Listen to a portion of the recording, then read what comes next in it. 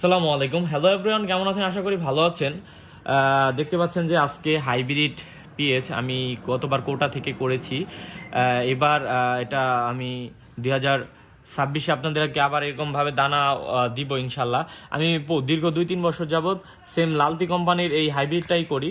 আর দেখতে পাচ্ছেন এবার এই প্যাকেটটা আমি লালতি আমার নিজস্ব নামে ফ্রেশ অ্যাগ্রো হ্যাবার নামে বীজের হাই গোল্ড নামে এটা আমি ছাড়তেছি বাজারে।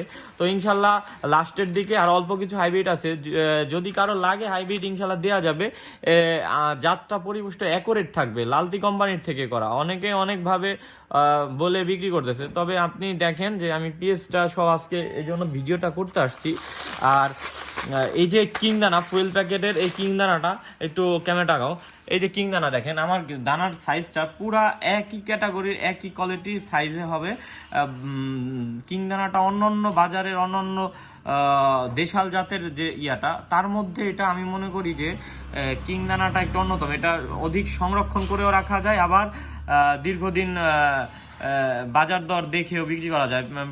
আপনার 8 থেকে 10 মাস ঘরে রাখতে পারবেন।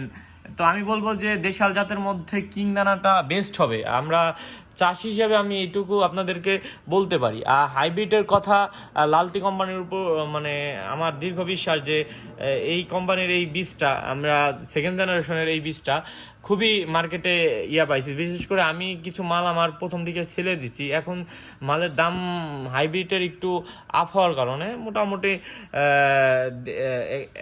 আমি অ্যাকুরেট দিতে পারছি এবং আমার চাহিদা। তবে আমার এখন মাল হাইব্রিডটা শেষের দিকে, যদি লাগে আর অল্প কিছু মাল আছে, দ্রুত দ্রুত নাম্বারে ফোন দিবেন বা ইনবক্সে মেসেজ দিবেন। ভাই কমেন্টে আসলে দাম ওইভাবে বলা যায় না, তবে অনেকে কমেন্টে দামটা জানতে চায়।